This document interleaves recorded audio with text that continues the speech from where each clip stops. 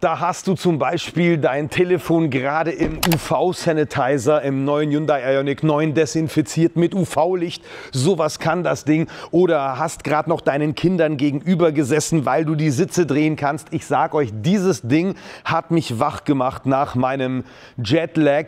Ich bin nämlich direkt aus dem Flugzeug hier hereingestolpert. Wir sind in West Hollywood in einem Filmstudio.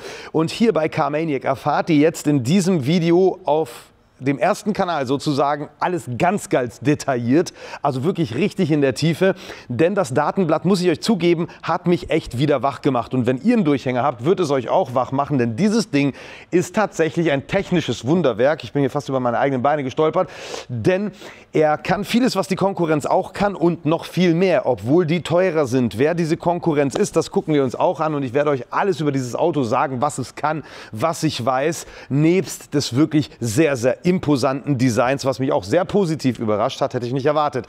Was sagt ihr? Gefällt es euch? Ja oder nein? Schreibt es in die Kommentare, aber vorher klickt ihr unten rechts auf dieses kleine Carmaniac-Logo, dann habt ihr den Kanal abonniert und verpasst nicht, wenn solche Videos kommen, da seid ihr beim heißesten Shit direkt vorne mit dabei. Herzlich willkommen bei Carmaniac, los geht's!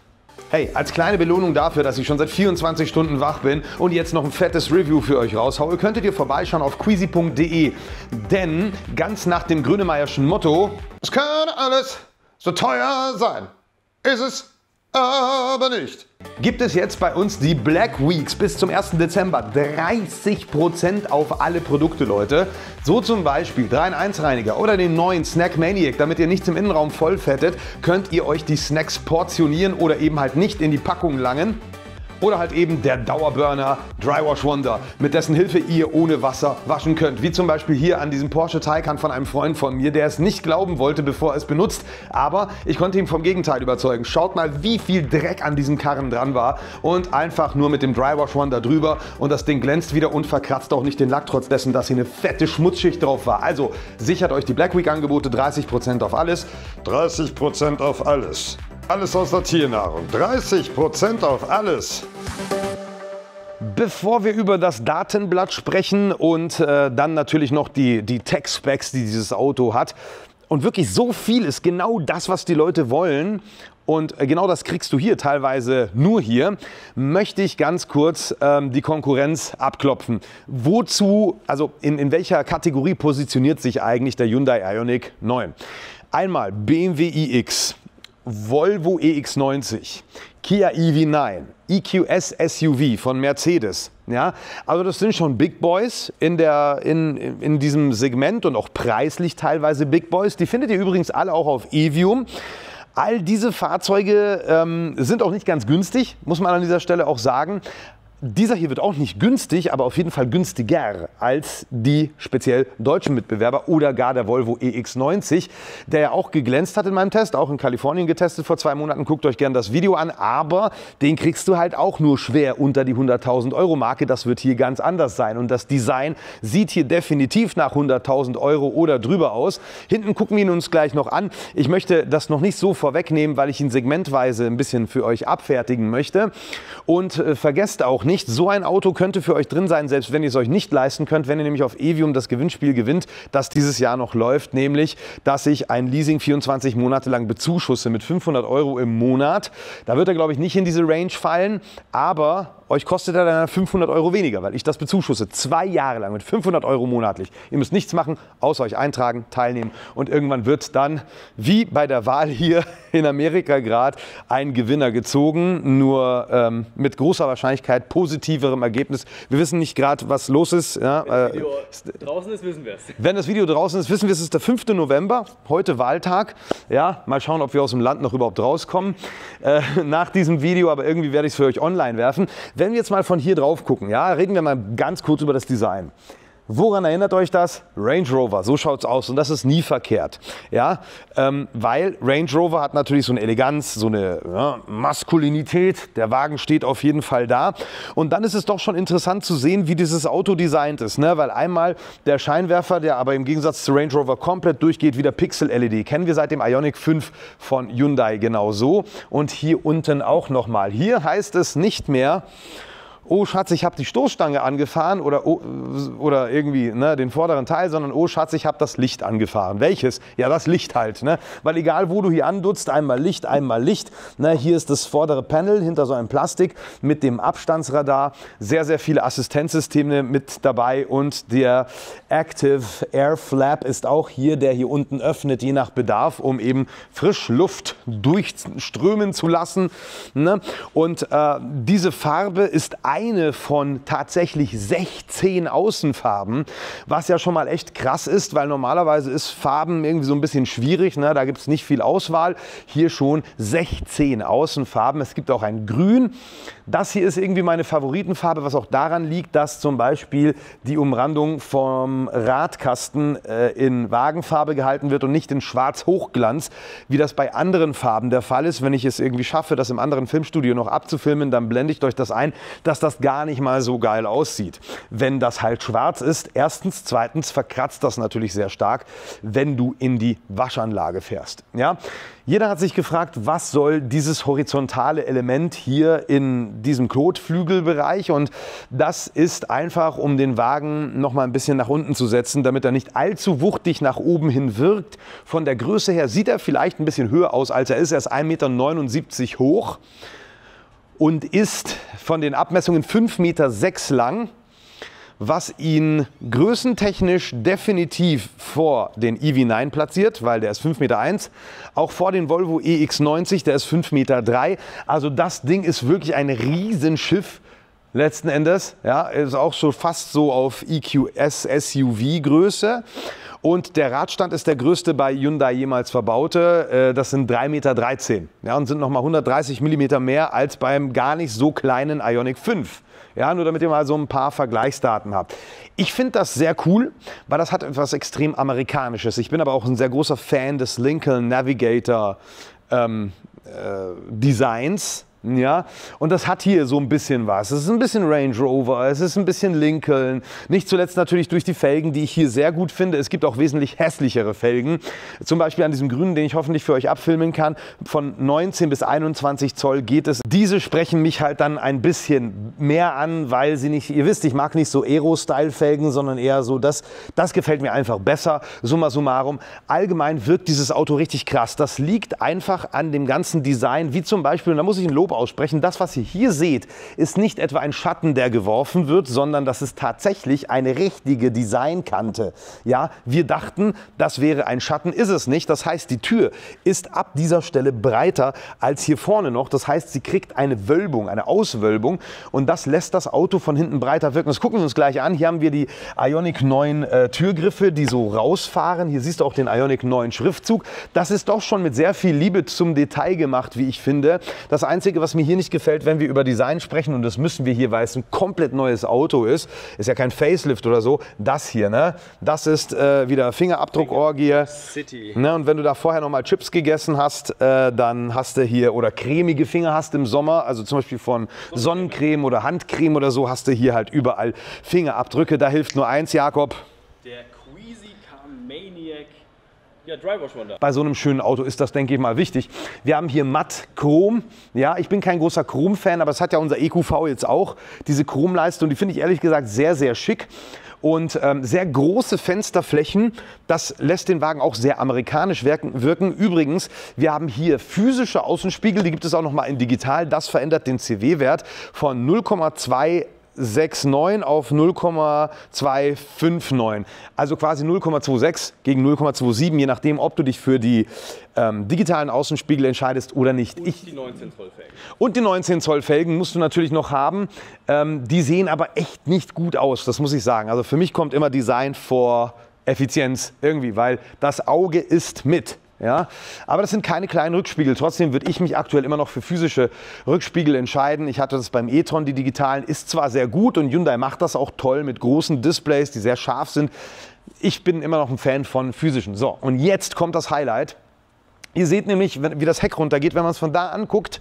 Jakob meinte, das sieht so aus, als würde ihr gerade extrem Gas geben. Kennt ihr das? Wenn weil das Heck sich so nach... das Heck sich absenkt. So zack, so sieht es zumindest aus. Weil nämlich die Dachlinie hier vom höchsten Punkt, also 1,79 Meter, nach unten geht. Ja, und das nennt man Boat Tail.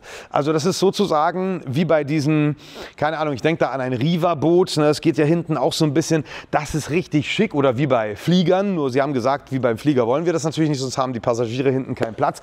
Und das ist jetzt die Heckansicht des Ioniq 9. Und ihr seht dann vielleicht auch, dass er einen dickeren Po hat, eben durch diese Türen, die ich gerade thematisiert hatte, die halt hier auch, hier siehst du es sogar richtig, dass das so ein, ne, wie so ein Zäpfchen ist, so ein großes. Also schon eine Auswuchtung, als hätte er von innen gesagt, ich habe keinen Platz, ich will ein bisschen mehr. Ne? Wir sehen hier Elemente, die uns natürlich an Volvo erinnern. Nicht zuletzt, Jakob hat es gesagt, ich wäre nicht drauf gekommen, dadurch, dass das hier so schwarz ist, das erinnert an Volvo. Also diese ganze Kulisse. Die Rücklichter natürlich. Gut, die Rücklichter sowieso natürlich, weil Volvo schon immer nach oben, ja auch in diesem Pixel-Design. Allerdings geht das hier oben komplett durch. Jetzt müsst ihr mir mal sagen, findet ihr den EV9 schöner oder den hier? Weil das sind ja Plattformbrüder. Das ist die eGMP-Plattform, auf der beide stehen, also der EV9 sowie auch der Ioniq 9.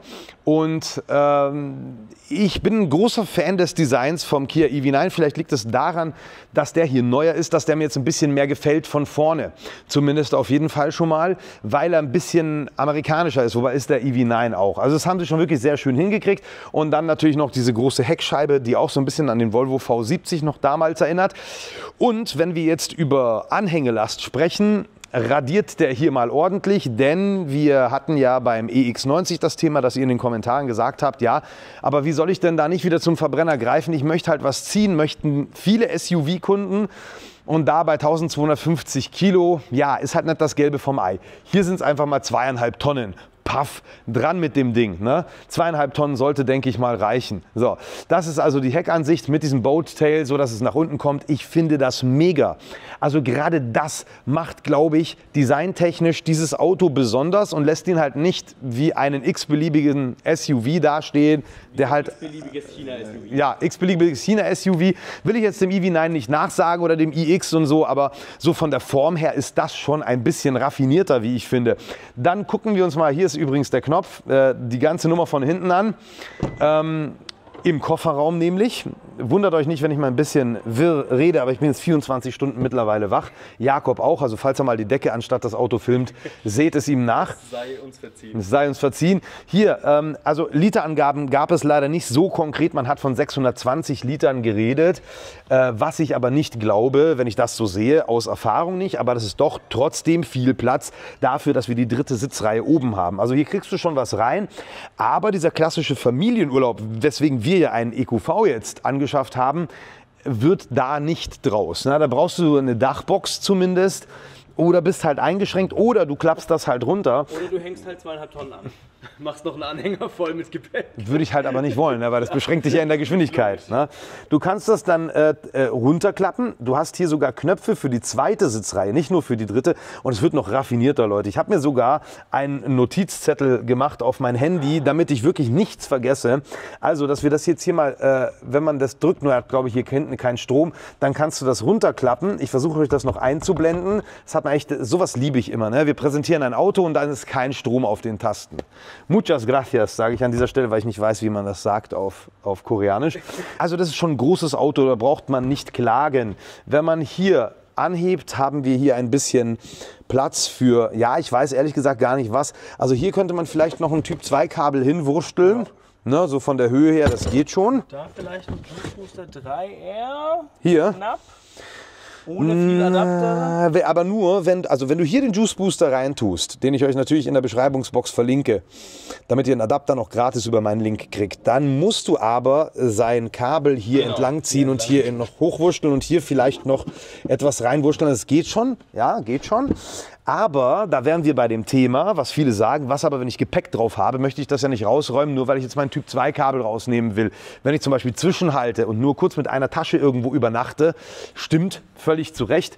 Dazu kommen wir gleich, wie wir das Problem dann lösen. Und wir haben hier nochmal einen 250 Volt Anschluss. Ja? Das bedeutet, wir haben hier natürlich auch wieder an dem Auto einmal das natürlich, dass du halt eine richtige Steckdose hast, und wir haben hier auch nochmal 12 Volt und was auch natürlich nicht fehlen darf, wenn wir gleich über das Thema Laden sprechen, ist das Vehicle to Load. Damit hat ja schon der Ioniq 5 geglänzt. War damals etwas ganz Besonderes. Heute ist es aus dem Hause Hyundai irgendwie nicht mehr so besonders, aber es ist doch eine gute Funktion und ich rede gleich mit euch darüber, warum. Vorher gucken wir uns aber den Frank an. Der wartet nämlich mit Ballons hier vorne. Der Frank ist ja der Front Trunk. Und das hier, was ihr hier seht, sind entweder 88 Liter oder 52 Liter, je nach Motorisierung. Zur Motorisierung kommen wir auch gleich. Das ist die Lösung übrigens für hinten, wenn du das Kabel nicht unter diese Abdeckung legen willst, weil dein Gepäck drauf ist, legst du es hier rein und das ist wirklich mehr als genug Platz, wie ich finde. Hier hast du auch noch mal eine Notentriegelung, wenn du vielleicht irgendwie jemanden hier einsperren solltest. Ich weiß nicht, wer das sein soll. Gute Frage. Aber das kannst du. Ne? Also das ist 88 bis 52 Liter, je nachdem, ob du Allrad oder Heckantrieb hast. Und somit kommen wir mal zu den Motorisierungen und dann zum späteren Zeitpunkt noch zum Thema Laden. Das ist ja auch wichtig, wenn man mit so einem Auto unterwegs ist. Und zwar gibt es 3 Varianten. Es gibt einmal den Heckantrieb, also Motor hinten. Dann hast du natürlich die 88 Liter vorne, weil ja kein Motor vorne ist und du dadurch mehr Platz hast vorne. Und der Heckantrieb leistet 160 kW, das sind 217 PS. Das beschleunigt den Wagen in nicht so wahnsinnig beeindruckenden 9,4 Sekunden von 0 auf 100. Das ist halt eher für diejenigen, die sagen, ich möchte absolut Maximum Reichweite haben, denn alle 3 Modelle kommen mit nur einer Akkugröße und das sind 110 Kilowattstunden. Jetzt versuche ich es euch noch mal einzublenden, wenn ich hier einen Menschen finde, der mir das beantworten kann. Es gab hier Diskussionen darüber, weil ich wissen wollte, ist das nutzbar oder ist das der Bruttowert? Also es gibt einen Bruttowert, einen Nettowert beim Akku, das, was du nutzen kannst und was er tatsächlich hat, vor allem auch als Puffer. Spricht eigentlich dafür, dass der auch 99,8 hat, aber die Top-Variante hat hier mehr Leistung. Also kann man auch assoziieren, dass der Akku marginal größer ist, beziehungsweise dass man vom Bruttowert mehr freigegeben hat. Das blende ich euch unten ein, wenn ich das irgendwie noch in Erfahrung bringen kann. Also 160 kW, hinten 217 PS, 9,4 Sekunden von 0 auf 100. Alle 3 schaffen 200 km/h. Das ist auch wichtig, zumindest für deutsche Autobahnen, damit du mit so einem Performance-SUV teilweise nicht auf der mittleren Spur lahmen musst und kaum überholen kannst, weil bei 160 abgeriegelt ist. Wenn dir das nicht reicht, nimmst du die Allrad-Variante. Die Allrad-Variante hat vorne nochmal 70 kW obendrauf und damit landest du dann bei Kopfrechnen mit 24 Stunden 160 plus 70 sind 230 kW, respektive 312 PS, reicht für den Alltag. Ja? Der geht dann in 6,7 Sekunden von 0 auf 100. Wenn dir das immer noch nicht reicht, dann kommen wir zu dem Punkt, wo der Ioniq 9 als Mutterkonzern Hyundai über dem Kia positioniert ist, powertechnisch, denn der hat dann als Performance-Variante 160 hinten und 160 vorne. Das sind dann 320 kW insgesamt, respektive 435 PS. Die du mit der Performance-Variante kriegst und der beschleunigt dann in 5,2 Sekunden von 0 auf 100. Was wirklich schnell ist für ein Auto dieser Größe, das locker flockig, denke ich, seine strammen 2,5 bis 2,6 Tonnen auf die Waage bringen wird. Ja? Das sind also die 3 Motorisierungen, die du hier zur Auswahl hast bei dem Fahrzeug und das reicht, würde ich doch mal wagen zu behaupten. Kommen wir zum Thema Laden, meine lieben Freunde, und da müssen wir, auch wenn ihr dieses schöne Backsteinzeug hier im Hintergrund wahrscheinlich lieber seht als Hintergrund, mal hierher gucken. Öffnet elektrisch, finde ich sehr gut. Schließt er denn auch? Ja, tut er. Herzlichen Dank dafür, dass man bei so einem Auto auch diesen Premium-Anspruch hat, nicht mit dem Deckel rumzufriemeln. Wir machen also auf und sehen hier eine amerikanische Steckervariante. Wundert euch nicht, ist natürlich CCS-Standard für uns in Europa.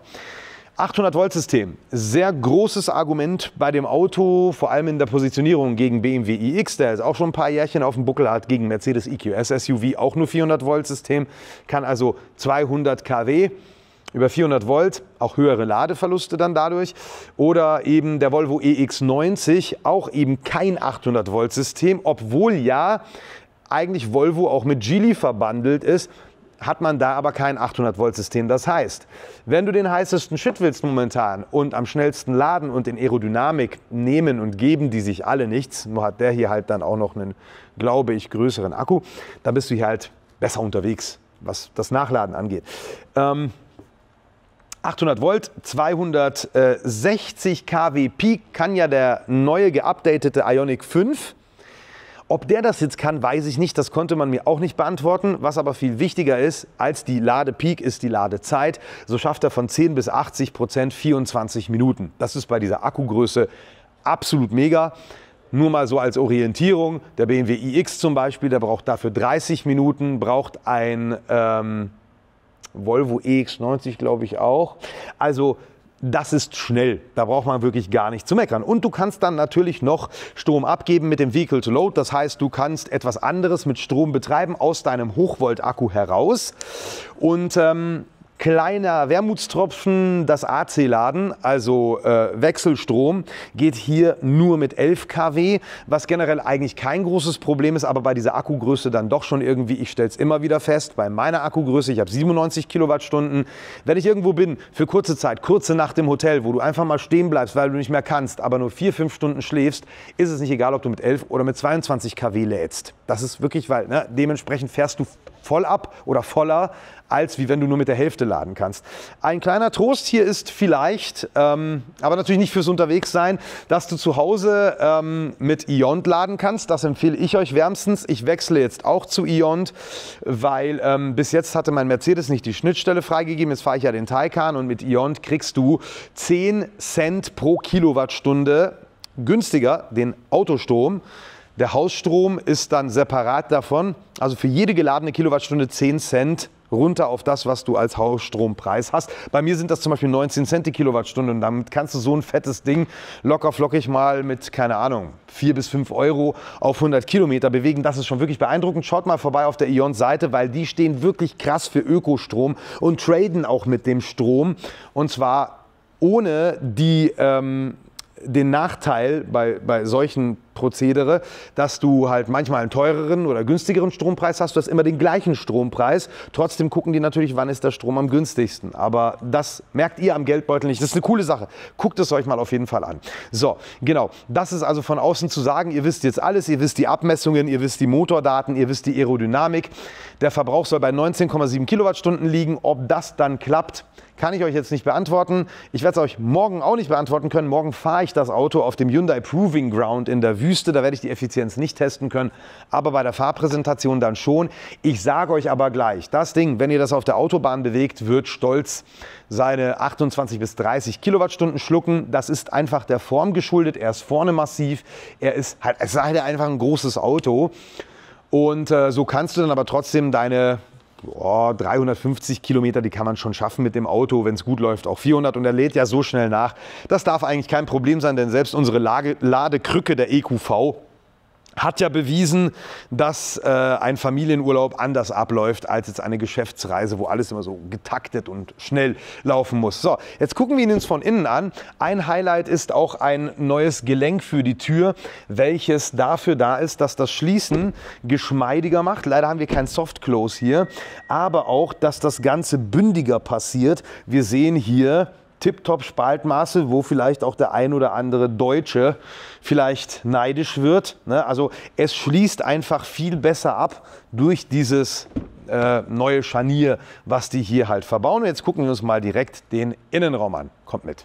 Gut, dass ich meine Liste hergenommen habe, weil da stehen noch ein paar Sachen drauf, die auch noch sehr, sehr wichtig sind. Wie zum Beispiel, dass sich Hyundai extrem viel Mühe gegeben hat, das Auto so auf Luxusklasse zu heben, dass hier die Akustik viel besser ist. Warum? Zum Beispiel durch Akustikscheiben, zum Beispiel durch eine verstärkte Akustik in der A-Säule auch, ja, und auch in den Radkästen und dann auch noch ein Anti-Geräusch-Control, ich weiß jetzt nicht, wie ich das aus dem Englischen übersetzen soll, was dafür sorgt, dass Brummgeräusche, die durch die Reifen entstehen, auf raueren Fahrbahnen nicht in den Fahrgastraum kommen, sondern irgendwie wegkompensiert werden. Wie ein Active Noise Cancelling eigentlich. Ein bisschen. Es heißt auch Active Noise Cancelling. Ja, es ist wie am Kopfhörer. Ja, genau. Da wird eine Gegenfrequenz gespielt, die genau so Welle auscancelt. Ja? Genau, das funktioniert so, dass ihr es gar nicht hört, aber ihr merkt halt dann, wie verdammt ruhig das Auto ist. Das ist das eine, was ich euch sagen wollte. Das andere ist, dass es hier für die Sitze, das möchte ich ja nicht vergessen zu sagen, die Dynamic Touch Massage gibt. Und das sind so kleine Frequenzen, die du kriegst, damit du nicht so schnell müde wirst. Ja, also eine neue Art von Sitzmassage, wenn man so will. Viel interessanter finde ich aber auch die Tatsache, dass man sich auch hier für innen zwischen eigentlich 7 Farben entscheiden kann oder 6, wenn man schwarz ausklammert. Das ist jetzt das dunkle Interieur. Das ist jetzt vielleicht nicht so das Gelbe vom Ei, weil es ist halt schwarz. Was willst du sonst dazu sagen? Aber es gibt noch 6 Bicolor-Töne für den Innenraum. Hier sehen wir, dass es zum Beispiel jetzt hier so ein ganz normales, also es ist Plastik, Kunststoff. Das hier gefällt mir aber, dieses Marmorierte, wo dann die Ambientebeleuchtung drauf leuchtet. Wir haben hier sehr schöne Luftausströmer, was ich auch sehr, sehr begrüße, dass das hier noch händisch verstellbar ist, nicht über das Display. Selbiges gilt hier über diese wirklich extrem gut ergonomisch anliegenden Spiegeltasten, mit denen ich einfach den Spiegel verstellen kann, nicht auf dem Display rumpimmeln muss. In Frankreich gibt es das beste Beispiel, wo ich euch das auch gezeigt habe, warum mir das wichtig ist. Denn bei Ionity in Frankreich fährst du, wenn du da wegfährst von der Ladesäule in der Nähe von, wo ist das, wo wir immer sind? Nizza. Wenn du da um die Kurve fährst, sind da so Bordsteinkanten. Und manchmal kommen ja schon andere, die aufgehört haben zu laden, hinter dir. Und dann musst du halt bei so einem Schiff wie diesem hier schon gucken, dass wenn du durchfährst, dass du nicht die hintere Felge abradierst, weil es so eine enge Kurve ist mit so hohen Bordsteinen. Und das ist cool, wenn du es beim Losfahren direkt runterstellen kannst, den Spiegel und schon mal fährst, so, nicht den Verkehr hinten aufhältst, weil bei Displayverstellungen musst du ja immer hier rumpimmeln und musst stehen bleiben, weil du ja den Lenker gerade haben musst. Also du kannst ja nicht, während du lenkst, einen Spiegel verstellen mit einer Bildschirmspiegelverstellung. Oder am besten ist es noch so wie bei Tesla, dass du am Lenkrad den Spiegel musst du aber meistens immer nicht drehen. Musst du meistens aber immer. Genau. Du aktivierst es ja hier und dann musst du hier irgendwie so. Deswegen finde ich das geil, weil du hältst den Verkehr nicht auf fährst, so, und wenn du durch bist, dann machst du den Spiegel einfach wieder hoch und kannst weiter raus aus der Raststätte fahren. Das ist jetzt nur eines von vielen Beispielen. So, was sagen wir zur Tür, bevor wir zu weiteren Highlights hier im Innenraum kommen? Also, das hier ist unterschäumt, auch wenn es nicht so aussieht. Sieht aus wie Lieferwagenplastik, ist es nicht. Es ist unterschäumt, ja, allerdings eine relativ kleine Kante und auch wieder doch schon ein ziemliches Range Rover-mäßiges Lenkrad. Stimmt, oder? Ne? Also das Lenkrad sieht schon sehr nach Range Rover aus. Auch, dass das hier so weit oben positioniert ist und die ganze Spange, ne, sieht schon so sehr aus. Dann dieser Türgriff wie beim Ioniq 5. Hier verschiedene Knöpfe, die ich schön finde, diesen Metall. Das Plastik hier finde ich auch nicht unangenehm. Hier haben wir auch beledert. Das ist auch nochmal beledert. Und die Tür zeige ich euch jetzt auch mal schnell, denn wir haben hier zum Beispiel die Premium Soundanlage. Diese liefert in diesem Fall Bose.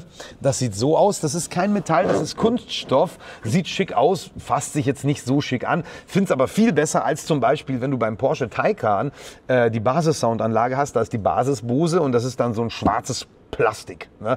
Immerhin hat man hier gesagt, wir halten es. Farben machen schon sehr viel aus. Ne? Da fährst du ja auch selten hin. Da unten an den Lautsprechern. Ja, du fährst du selten hin, aber es sieht einfach schön aus. Ne? Und manchmal macht man ja so, einfach so, wenn man Materialien liebt und sein Auto liebt, fasst man halt vielleicht mal an. Fühlt sich ja gar nicht so schlecht an durch diese Riffelung. Hier haben wir eine Türtasche, die für so ein großes Auto gar nicht so groß ausfällt. Mit so einer transparenten, ja, was auch immer, Schutzkante. Das ist schon klein, ne? Also hier kriegst du mehr als eine 0,5er Flasche tatsächlich nicht rein und dann auch noch so schräg irgendwie, was bei einer Bremsung dafür sorgen könnte, dass es dir unter die Pedale fliegt. Also perfekt gelöst finde ich das nicht. Du hast hier aber eine coole, und das finde ich ganz geil, weil du hier zum Beispiel dein Wallet reinlegen kannst und wenn du es brauchst, direkt an der Ladesäule, ziehst du es hier halt raus. Ne? Und das ist auch schön bezogen, ähnlich wie die Sitze. Jetzt bin ich eingestiegen. Aber wollte euch noch die Sitze zeigen, das sind sie. Hyundai arbeitet auch hier wieder mit sehr vielen nachhaltigen Materialien, was jetzt die Sitze nicht angeht, weil das ist Leder, aber es ist naturgegerbtes Leder. Und wir haben hier auch wieder verschiedene recycelte Textilien und so ein Zeug. Ne? Also das ist Hyundai schon wichtig. Oder zum Beispiel Fahrzeug, also Paint, also Farbe, die aus recycelten Gummis, also recycelten Autoreifen gewonnen wurde, ja, und so macht das Hyundai. Und jetzt eine ganz krasse Sache, nämlich das Laden ist in diesem Auto möglich, also das Telefonladen mit 100 Watt. Beziehungsweise Laden generell. Das ist schon sehr beeindruckend und das kenne ich aus keinem anderen Auto. Das liegt auch daran, dass Hyundai sagt, wir nutzen das Charging fürs Auto Also innen fürs Laden zum Beispiel kabellos über die Hochvolt-Batterie und nicht über die 12-Volt-Batterie. Und garantieren damit auch eine andere Kontinuität. Des Weiteren ist hier dieses Wireless Charging Pad dann auch gekühlt. Das ist ein Vorserienfahrzeug. Ich vermute mal, das wird dann anders aussehen. Ist dann gekühlt, damit das Telefon nicht überhitzt. Finde ich auch tatsächlich sehr wichtig. Und hier haben wir auch noch ein paar haptische Knöpfe, die Fahrmodus beeinflussend sind. Aber es hat auch einen AI, also so ein Artificial Intelligence, also KI, basiertes System, welches dann je nach Untergrund den Fahrmodus automatisch interpretieren kann. Das ist auch schon beeindruckend und wir haben Knöpfe, das finde ich gut. Ich finde auch die Kulisse hier sehr schön gemacht, ne, dass du hier noch wieder... Haptische Klimaanlage, ja. Ja, haptisch ist ja relativ, ne? Weil das ist ja alles Touch. Aber zum Beispiel allein, dass ich die Temperatur drehen kann. Das ist eigentlich tatsächlich das Wichtigste fast schon. Ne? Dass du einfach so mal drehst, das finde ich schöner als dieses Gedrücke. Und das finde ich auch schön gemacht, musst allerdings dann für die Lüftung halt hier auf dem Touchfeld rumdrücken. Hier kannst du Schnellzugriff auf das Navi machen. Und hier sollen wir eine EV-Routenplanung der neuen Generation haben. Am Bullham 1 Jever wird es aus West Hollywood vielleicht ein bisschen kompliziert werden, aber ja, also ich glaube, das wird hier jetzt nicht funktionieren, wenn wir jetzt mal eingeben New York, keine Ahnung, wie er uns dann hier die Route plant, das können wir uns aber trotzdem mal angucken. No recommended matches. Ja, der ist wahrscheinlich auch nicht mit dem Internet verbunden. Wir haben ja auch Blue Link, die auch für die App, vor allem für die App-Nutzung, Vorklimatisieren und Co. Also ich finde, das ist ein wirklich sehr schöner Innenraum, hier gewohnt. Der die Schaltenmasse, kann man fast schon sagen. Start-Stopp-Knopf, Rekuperationsschaltwippen finde ich sehr gut. Ne? Kannst die Rekuperation individuell einstellen. Das Lenkrad ist sehr fein, wie sich das anfühlt. Wir haben ein Head-Up-Display, allerdings kein gigantisches. Das sieht man ja allein schon an der Größe. Das ist Plastik, das ist aber alles unterschäumt. Ja? Wir haben hier einen Rückspiegel, der entweder so ist oder digital. Warum ist das geil? Wenn du den Wagen voll bepackst und nicht mehr hinten rausgucken kannst, schaltest du auf digital um. Das habe ich auch so im EQV und finde ich geil. Was ich hier auch sehr gut finde, dass sich das Ganze so ein bisschen an der Hyundai-Tochter Genesis orientiert und wir hier einen Velour-Dachhimmel haben. Das ist vielleicht nur eine Kleinigkeit, aber mir ist das wichtig und ich finde das einfach schön, dass das hier Velour ist und nicht dieses raue Material, was man sonst halt gerne in Autos einfach drin hat. Und dann natürlich das große Panorama-Glasdach. Ja? Also alles wirklich schön gemacht. Und jetzt komme ich noch zu einem weiteren Highlight, nämlich das ist dieses Island 2.0 nennt sich das. Das bedeutet nämlich, dass man hier zum Beispiel, also hier gibt es solche Raffinessen wie, ich mache das hier auf und siehe hin, 90 Grad Winkel, ich komme hier gut ran. Hast ja auch nochmal ordentlich Storage Space, ne? Also leucht da mal rein mit dem, ja genau, schau mal hier. Hier, schau mal. Oi. Schau mal, wie weit meine Hand hier reingeht. Das ist krass. Also das ist wirklich sehr, sehr viel Storage Space. Ja, wie im Ford Capri, so ähnlich, nur sogar, glaube ich, noch ein bisschen mehr. Aber das war es noch nicht. Denn wenn du hinten sitzt und aufmachen willst und an irgendwas ran und Papa ist gerade konzentriert, irgendwie enge Stadt am Fahren, keine Ahnung, kannst du von hinten das Ding auch aufmachen. Und das ist super genial. Und es braucht ja nur 2 Scharniere für so eine Nummer, aber wer macht sowas schon? Ne? Das ist einfach mal einmal weitergedacht. Einmal weitergedacht. Du kannst auch hier wieder die Sitzverstellung, also ich kann hier jetzt Jakobs Sitz einstellen, weil hier Tasten sind. Zum Beispiel, dass der hintere das machen kann, irgendwie, wenn er mehr Platz braucht. Wir haben hier 2 sehr schöne große Cup-Holder. Das finde ich auch sehr angenehm. Ja, es ist alles sehr, sehr ergonomisch gemacht. Und das hier, schau sich das mal einer an, 20 cm verschiebbar.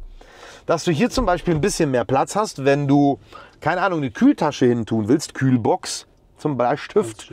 Hast hier über 12 Volt, auch super elegant.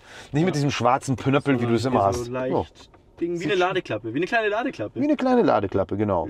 Und hier hast du dann USB-C, USB-C, USB-C. Hier steht auch 100 Watt, was ich gesagt hatte. Ne? Hier steht es dabei, das für Daten. Hier hast du nochmal eine große Fläche, wo zum Beispiel auch der Beifahrer sein Telefon hinlegen kann. Hier gibt es nochmal was.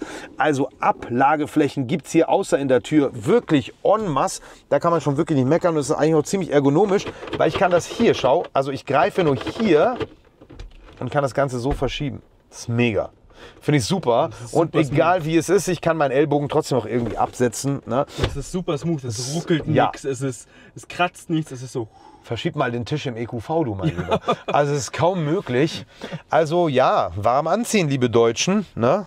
Hier dann die Sitzverstellung und hier auf dem Lenkrad schöne haptische Tasten. Vielen Dank für nicht Touch, sondern etwas, das selbsterklärendes. Wir haben hier 2x12 Zoll im Curved Design. Also es wölbt sich so leicht. Finde ich auch sehr schön. Also das ist schon ein schöner Arbeitsplatz, wenn es in den Urlaub geht. Jetzt gucken wir mal hinter uns. Ich stelle mal den Sitz auf mich ein und ich habe noch eine extrem gute Nachricht für euch, was das Reisen mit der Family angeht. So Freunde, natürlich habt ihr hier auch einen digitalen Schlüssel, um ins Auto reinzukommen. NFC-basierend, das soll schon mal gesagt sein. Und dann sehen wir hier die 2-2-2er Variante, Setup. Ist auch ganz interessant für mich mal zu gucken. Ich habe ja den EQV auch in 222. Allerdings ist für uns halt einfach ein Van trotz dieser Variabilität immer noch besser, weil du trotzdem mehr Platz hinten hast, logischerweise. Jetzt mache ich hier mal zu. Und eine Feststellung, die extrem positiv ist, liebe Freunde, woran so ein bisschen Volkswagen zu nagen hat, ist mit dem ID.Buzz, nämlich die Isofix-Anzahl. 1, 2, 3, 4. 4 Isofix-Punkte. Vorne haben wir leider keine, aber immerhin 4 Isofix-Punkte. Da kann man schon nicht meckern. Und was direkt auch auffällt, also einerseits der Platz hinter mir selbst. Also mehr brauchst du nun wirklich nicht. Guck mal hier, Knieraum, tipptopp, Kopfraum, tipptopp. Trotz der abfallenden Dachlinie ab hier. Ja, die fällt aber erst ab hier eigentlich. Nee, der Hochpunkt ist. Ja, der Hochpunkt ist hier. Ja, das stimmt. Gucken wir mal, wie es dann hinten ist. Bin ich sehr neugierig. Hier hast du ja einen Ausströmer. Ne? Haltegriffe an jedem Platz. Das ist gut. Du hast hier auch noch mal eine Jalousie für noch mehr Privacy. Kannst better in die Nase popeln. Und was mir jetzt halt auffällt gleich, dass man hier schön hinterlaufen kann. Hier noch mal die Konsole. Das sind 5,6 Liter oben und noch mal 12,6 Liter hier unten. Also hier hast du wirklich ordentlich und dann hast du hier auch noch mal ein schönes Display, Sitzlüftung, Sitzheizung. Hey Mann, also was willst du? Du kriegst hier wahrscheinlich, ich wage zu behaupten, für 30.000 € weniger als bei der deutschen Konkurrenz mehr Funktionalität. Und du hast hier auch noch mal im Sitz 100 Watt hier USB-C, 100 Watt hier USB-C. Und wurstelst hier nicht mit dem Kabel rum, auch so eine Sache. Hast du hier eine Kühlbox, die hier zwar schwer hinpasst, aber sagen wir mal, du hast eine, penetrierst du nicht die Kabel, die hier drin stecken, sondern du steckst deine Kabel hier an. Kann auch ein kurzes Kabel sein. Machst dann hier so mit so einer Halterung dran, tippitoppi. Jetzt laufe ich mal nach hinten und zeige euch das, was ich natürlich eigentlich am Van gut finde und eigentlich auch an so einer Zweier-Bestuhlung, weil du kannst hier auch 3 Sitzplätze haben, aber das sind nicht 3, wo du 3 Kindersitze hin tun kannst zum Beispiel, sondern nur 3 Sitzplätze. Und dann kannst du hier zum Beispiel nicht mehr hinterlaufen. Das finde ich mega wichtig, weil du hier zum Beispiel auch nochmal das Kind ganz anders anschnallen kannst, ihm irgendwas geben kannst, keine Ahnung, mal schnell auf die Raststätte rausgefahren, musst du nicht wieder diesen Sitz nach vorne fahren, also diesen hier, was du natürlich kannst, wenn du hier drauf drückst, geht der Sitz nach vorne, dann kannst du von hier einsteigen, ist klar. Meine Kinder aber zum Beispiel lieben es, im Auto rumzulaufen. Also die hinten sitzt, in dem Fall meine Tochter, läuft hier durch. Na, die Kiddies, die Jungs sitzen da vorne. Und wie ist dann der Platz hier? Beziehungsweise, Eigentlich musst du ja hier hinter den anderen. eigentlich muss ich hinter den anderen, dann mache ich dir mal ein bisschen Platz hier, damit du mich filmen kannst. Passt? Ja. So, pass auf. Jetzt bin ich hinter mir selber, okay? Zweimal hinter dir selber. Zweimal hinter mir selber. Ja, ein kleines Problem gibt's, das ist das hier. Diese Konsole drückt mich natürlich etwas in die Mitte. Natürlich positiv, du hast hier Ablagen, fast schon wie eine Business Class in der 747, ne, wo du so große Ablagen am Fenster hast. Zweimal Getränkehalter, ne, wieder 100 Watt an jedem Platz tatsächlich, aber das drückt mich in die Mitte. Eine große Konsole für Aufbewahrung bedeutet, ja, leider Platzmangel. Also es drückt in die Mitte. Das heißt, ihr seht ja, wie ich mittig hier sitze. Das ist auch generell kein Problem, denn ich passe ja selbst mit meinen 1,88 und nicht kleinen Oberschenkeln hinter mir selber rein, ohne Probleme. Aber du könntest jetzt zum Beispiel nichts mehr in die Mitte tun, wenn hier auch einer sitzt, weil dessen Bein ist, also du brauchst für dein äußeres Bein oder inneres Bein einfach hier die Mitte. So, dann gibt es hier nochmal eine Schlaufe und mit dieser Schlaufe kannst du dann so ziehen, damit das nach vorne geht. Na, also du das nach vorne kippen kannst. Lässt sich hier aber gut sitzen, würde ich mal wagen zu behaupten. Oder du sagst halt, okay, ich habe einfach keinen Bock, ich brauche die 6 Sitze nicht, ich nutze das als Kofferraum, dann kannst du halt hier nochmal diese Nummer nach vorne klappen und dann hast du halt 2,2 oder 2,3 und hier komplett hinten frei und das ist wirklich viel Platz. Und die Dachlinie merke ich überhaupt nicht, dass sie nach unten fällt. Ich habe hier nochmal 2 Finger satt, ja, und kann hier perfekt sitzen. Und das ist ein riesen Innenraumgefühl. Also gib mir mal die Kamera, damit man hier mal nach vorne gucken kann. Also schaut mal, wie ich von hier nach vorne sehe. Also hier ist so viel Platz. Schaut mal, ich strecke mein nicht kurzes Bein und habe noch echt viel Platz, bis ich mal überhaupt diese Konsole da berühren würde. Aber brauche schon fast eine Gegensprechanlage, um mit dem Fahrrad zu kommunizieren. Das ist schon geil. Das macht also auf jeden Fall Spaß. Ne? Hier nochmal mein Knie, dass ihr das seht. Aber es ist weich bezogen, das ist gut. Stört dann nicht so. Finde ich tipptopp. Also das ist wirklich vom Raumkonzept perfekt, außer eben, man hat halt 3 Kinder wie ich, dann ist es so, dass du ja das hier oben lassen musst und dann hast du halt zu wenig Kofferraum im Vergleich zu einem Van. Was die Frage beantwortet, hey Chris, warum habt ihr nicht einen EV9 genommen oder sowas? Ja, eben genau deswegen. Eine Sache, die noch extrem krass ist, wie ich finde. Es gibt so einen Camping-Modus und dieser Camping-Modus bedeutet, also normalerweise ist ja der Vorteil eines Elektroautos, dass du die Klimaanlage nutzen kannst, wenn er steht und du den Motor nicht laufen lassen musst.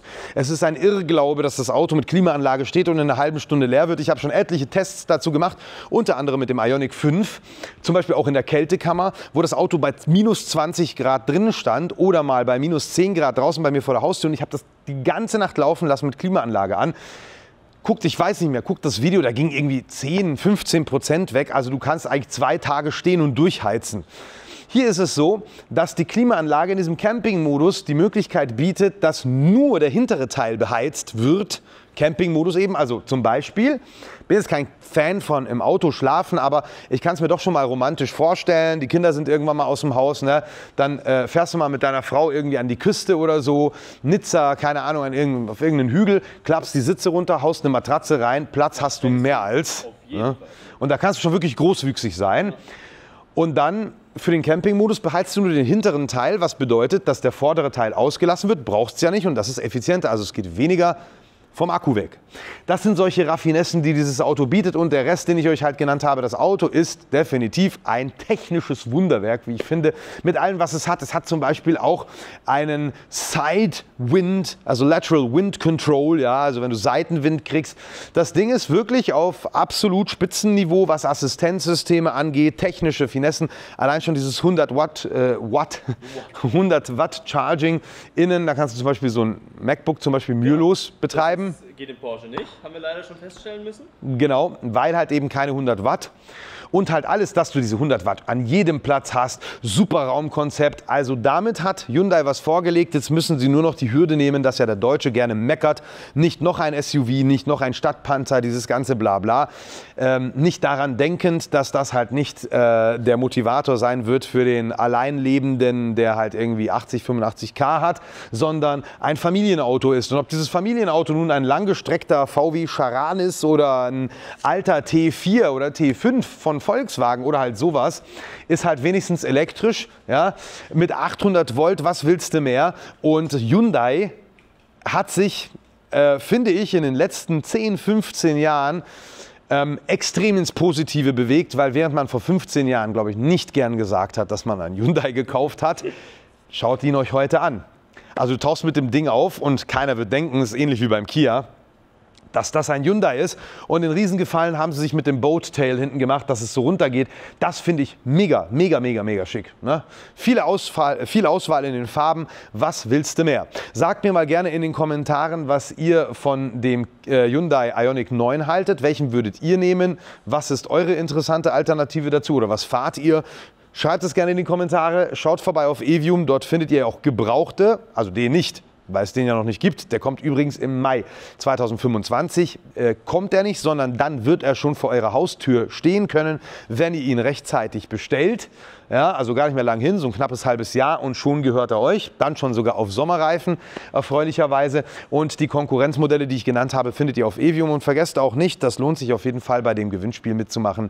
Denn 500 € monatlich, 2 Jahre lang, was ich da bezuschusse, ist schon, glaube ich, ein guter Weg zu so einem Auto zum Beispiel. Na, dann Keine Ahnung, was der so kosten wird. Ich vermute mal, im Leasing werden sie bei 700 sein, 900, je nachdem, welchen Zeitpunkt man auch mit Zinsen erwischt. Aber das ist halt dann die Schwelle für viele zwischen leisten können und nicht leisten können. Das ist sozusagen mein Dankeschön an euch mit Evium und mit Queasy Car Maniac, ne?